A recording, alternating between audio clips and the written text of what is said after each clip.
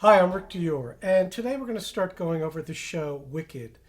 I'm going to do the most difficult pieces in the show. So I'm doing this video for my students as well as some friends who are playing the show throughout this tour. I'm pretty familiar with the show. I've played it 4 times, I believe, already, which equals about 100 shows. Now, I've not played it on Broadway. I know the setup for the Broadway show is a little bit different than what I use. But if you watch my previous video on setting up for these shows, you can understand why I set up like I do. So throughout this video series, I'll be using audio from a video of the last tour that the company sent us to practice with so we could see the conductor.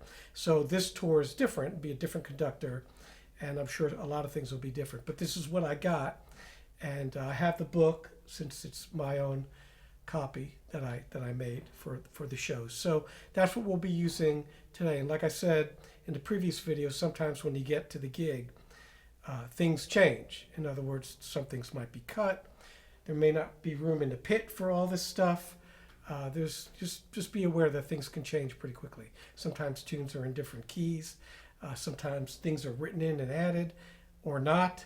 So, it's very unpredictable. You just got to roll with it. What we'll do for this series is I will use headphones like I would normally do in the show. And I'm also going to use, like I said, the video feed. So I'm going to be looking at this monitor, and there's a conductor on the monitor, which is super helpful.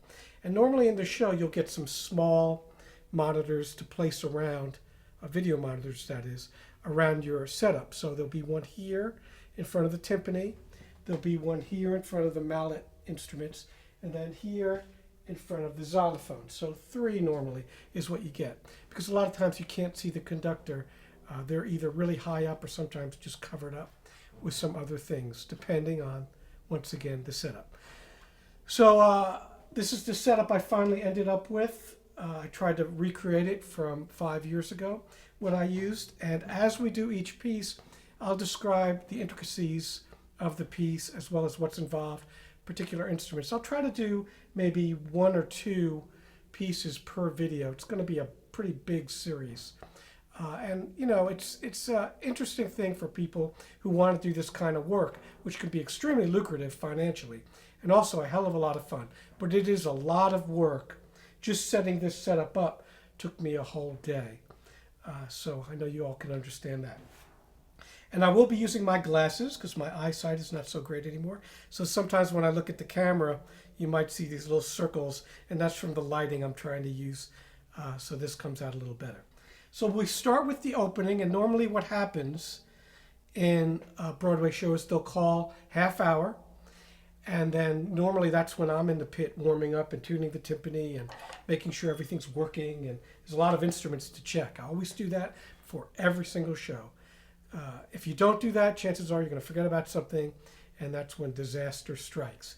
So then they call 5 minutes or places, and everybody's ready to go. And then you just wait for them to make this announcement, which you'll hear when we do this in a minute. And then you go. And then the opening of Wicked is not too difficult. There's obviously downtime in all these shows, so you got to learn how to count bars and when to come in. That's really the hardest thing, is knowing when to come in. It starts with timpani notes, low notes, E on the 29 and A on the 26, which is a little beyond the range of the normal drums. It's at its lowest point. So the tone's not always great down there, so don't play too hard when you play that low or you bottom out the drums. Now, as far as timpani mallets and mallets in general, years ago I had Mike Balter make me several different sets of mallets that are double-ended. So xylophone or glockenspiel, timpani, soft, and then xylophone or glockenspiel, timpani, medium, and then also I have a set of staccato mallets I'm not using today. So the double-ended mallets are your friend. Here's a set of vibraphone Glock. So you can use the Glock mallets on xylophone in a pinch as long as it's a Keylon xylophone like that is. A rosewood one, you do not want to do that. Also, crotales.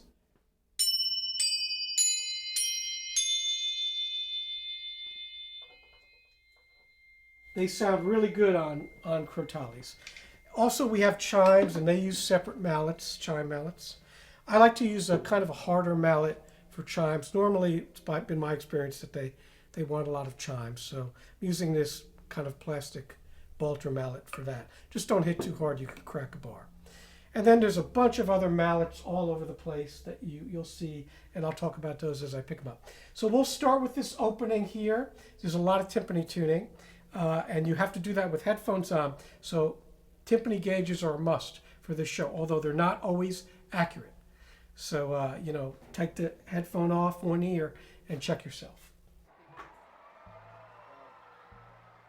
Ladies and gentlemen, welcome to this performance of Wicked. We remind you that the taking of photographs and the use of recording devices is strictly prohibited. Also, please take this opportunity to turn off all cell phones and pagers. We thank you for your cooperation and hope you enjoy the show.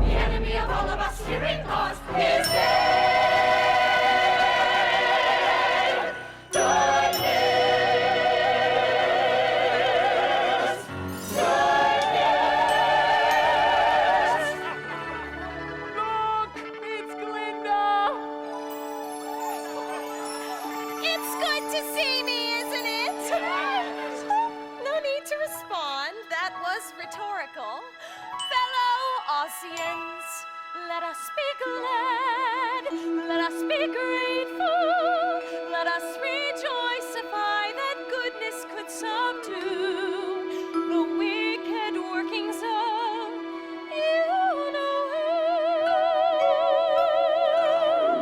who. Isn't it nice to know that good will conquer evil? The truth we all believe on by and out to live for you. Linda! Exactly how dead is she? Because there has been so much rumor and speculation, innuendo, outuendo. Let me set the record straight.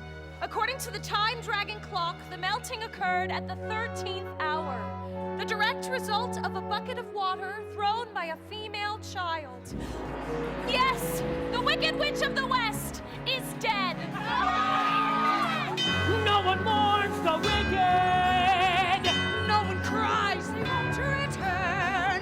No one lays a lily on their grave. The good man scorns the wicked! Through their lives our children learn. Must be this when we misbehave. And goodness knows the wicked's lives are lonely.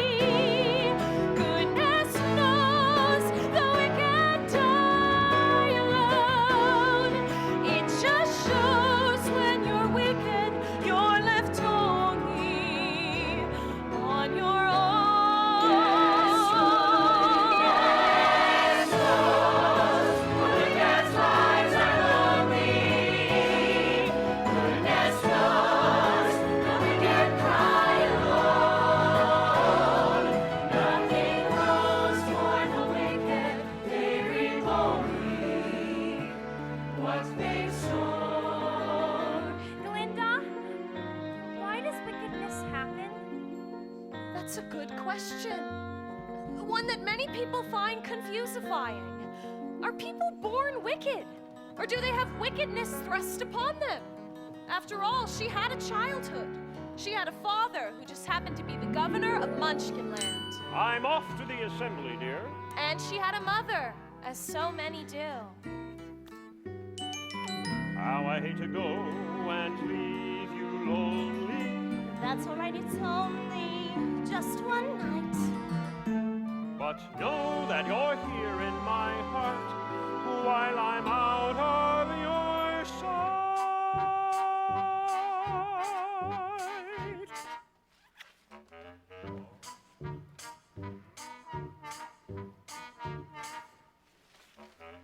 And like every family, they had their secrets. Have another drink, my dark-eyed beauty. I've got one more night left here in town. So have another drink of green elixir, and we'll have ourselves a little mixer. Have another little swallow, little lady, and follow me down.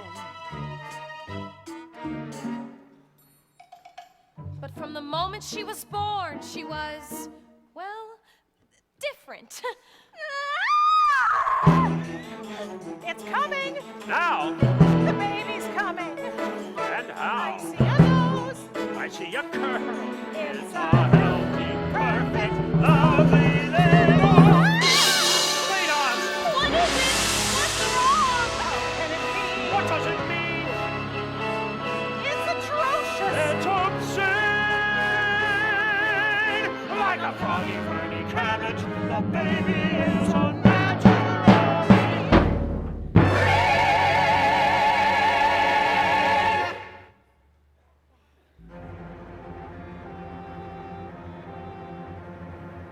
Take it away.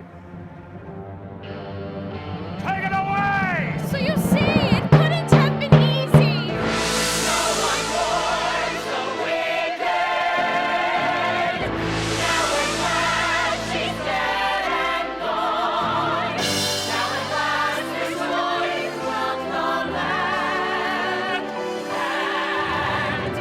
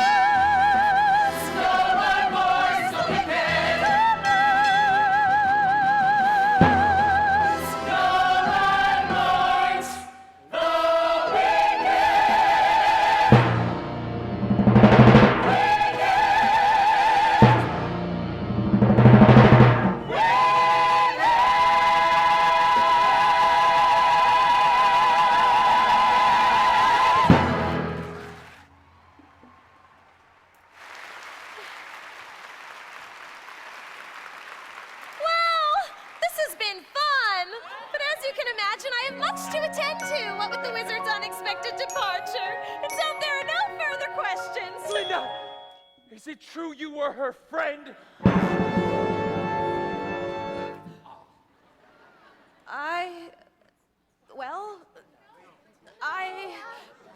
Yes. Well, it depends what you mean by friend.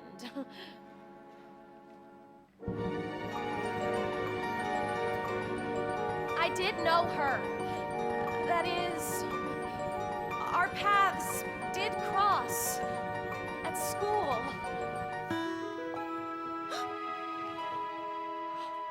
But you must understand, it was a long time ago.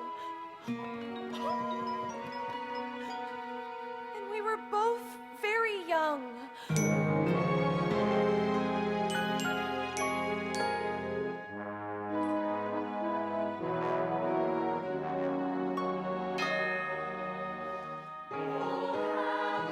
Walls and vine-draped walls, the proud Messiah.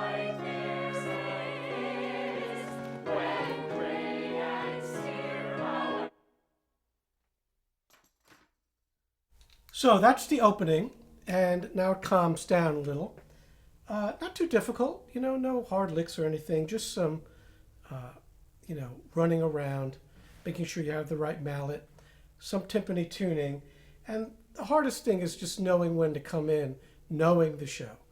All right? Now this next sequence here, we're out during this a cappella vocal thing, but you come in with this piece called Jeweled Shoes, and then there's a little thing called Let Her Go that's about 30 seconds. That uses a waterphone. So if you don't know what a waterphone is, that's a waterphone. And you've heard these in horror movies and whatnot. I have a video on these if you want to just search waterphone on my channel. It's pretty extensive, so you can check it out. Anyway, this is what it sounds like.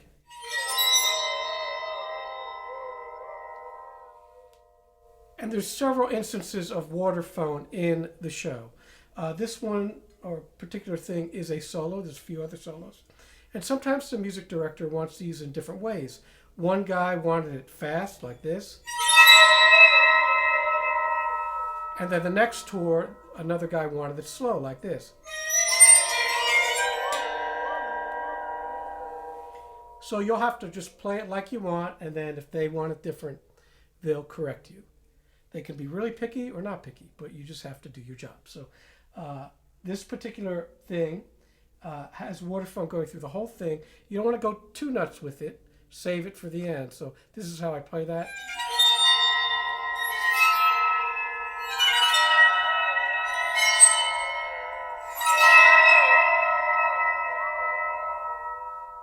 And when you dampen it, you hug it to your body. Make sure nothing touches that or will make a noise, okay? So believe it or not, these little instances here of these solos are very important to most music directors. You could play the hardest mallet lick in the world and no one will say anything, but if you play a good pop gun or have a good siren whistle, they'll love you. All right, so those things, really pay attention to that stuff. So we'll play this little sequence for you here. Again, it starts with Jeweled Shoes and then goes into the Let Her Go, the waterphone thing. Elphaba! Oh, and this is my younger sister, Nessa Rose. As you can see, she's a perfectly normal color! Elphaba, stop making a spectacle of yourself. Remember, I'm only sending you to this school for one reason. I know. To look after Nessa. Oh, my precious little girl. A parting gift. Father. Jeweled shoes! As befits the future governor of Munchkinland. Elphaba, take care of your sister. And try not to talk so much. Elphaba. Well, what can he get me? I clash with everything. Welcome. Room with Miss Galinda. No, madam, but you don't understand! To your rooms, young lady. Well, no, wait! Elphaba, please, I'll be all right. But I promised, Father! Young gentlemen, to your dormitory. Let her go!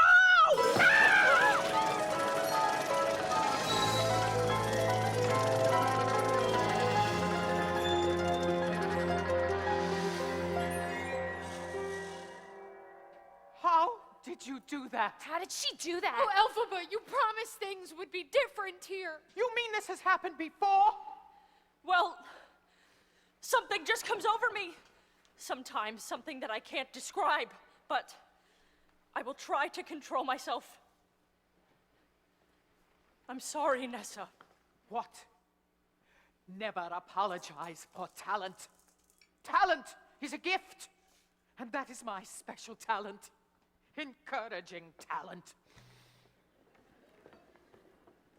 Have you ever considered a career in sorcery? Not really. I shall tutor you privately and take no other students. What? Many years I have waited for a gift like yours to appear. Why, I predict the wizard might make you his magic grand vizier. The wizard? My dear, I'll write it once to the wizard. Tell him of you in advance. With a talent like yours, dear, there is a definite chance. If you work as you should,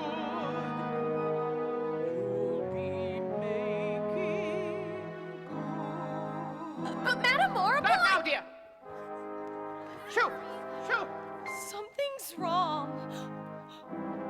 can't get my way.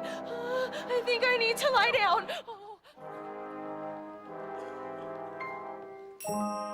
Did that really just happen? Have I actually understood?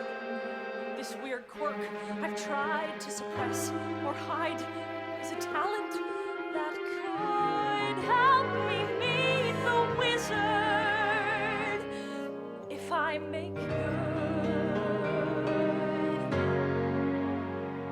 So I'll make good.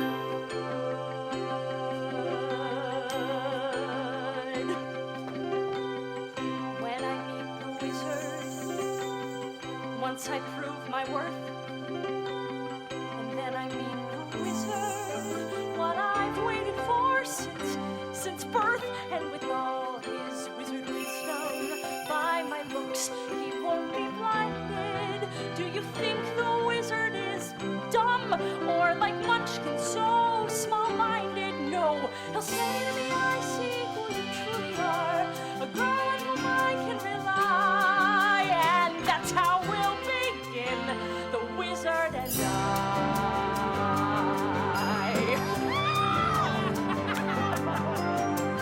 Once I'm with the wizard, my whole life will change.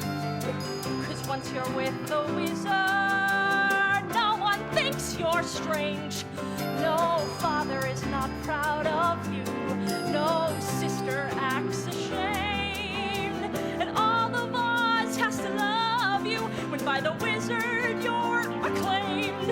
And this gift or this curse I have inside, maybe at last I'll know why. As we work hand in hand, the wizard and I. And one day he'll say to me, Elphaba, a girl who is so superior, shouldn't a girl who's so good inside have a matching exterior? And since folks here to an absurd degree seem fixated on your verdigris, would it be alright by you if I degreenify you? And though of course that's not important to me, alright, why not? I'll reply, oh, what a pair we'll be, the wizard and I. Yes, what a pair we'll be, the wizard and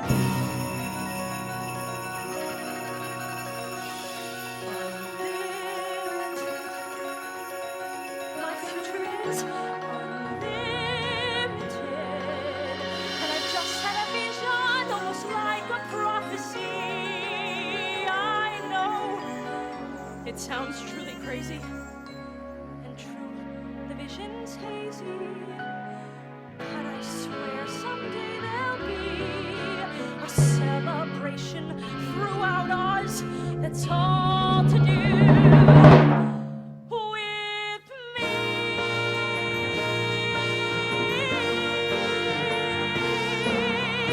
And I'll stand there with the wizard, feeling things I've never felt. And though I'd never show it, I'd be so happy I could melt. And so it will be for the rest of my life, and I want nothing else till I die.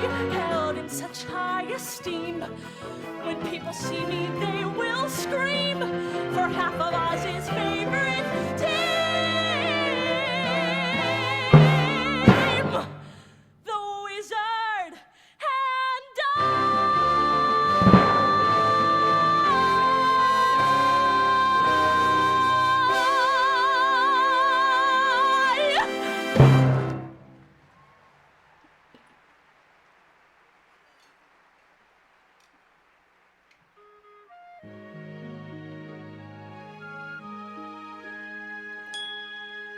Dearest, darlingest Momsy and Popsicle, My dear father, there's been some confusion over rooming here at Shiz. but of course I'll care for Nessa.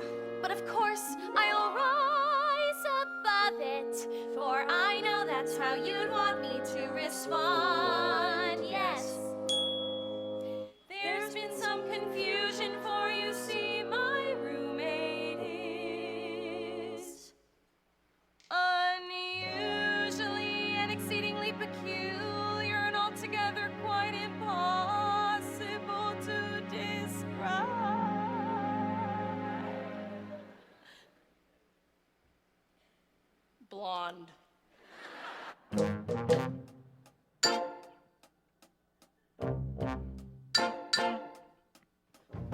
is this feeling so sudden and new?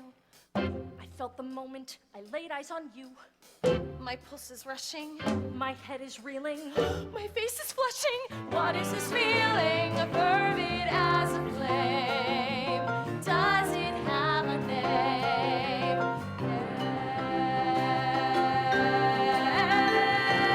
Yes. Loathing.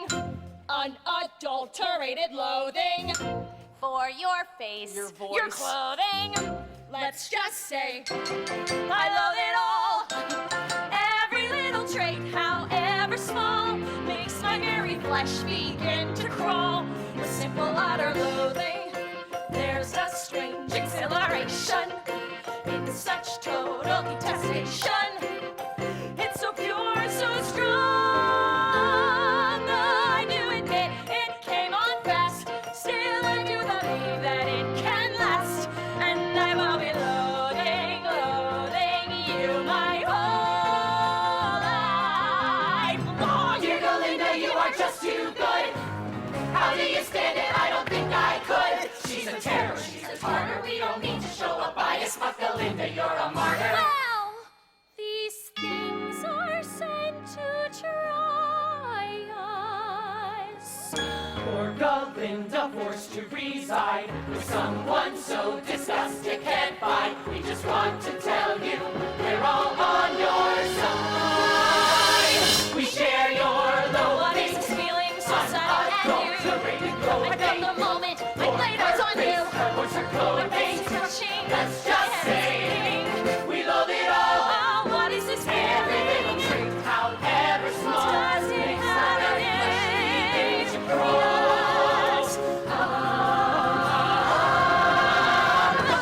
Loathing. There's a strange exhilaration. Loathing. It's such total detestation. Loathing. It's so pure, so strong. So strong. It came on fast. Still, I do believe that it can last. And I will be loathing forever. Loathing truly, deeply. Loathing you. My whole life Loathing.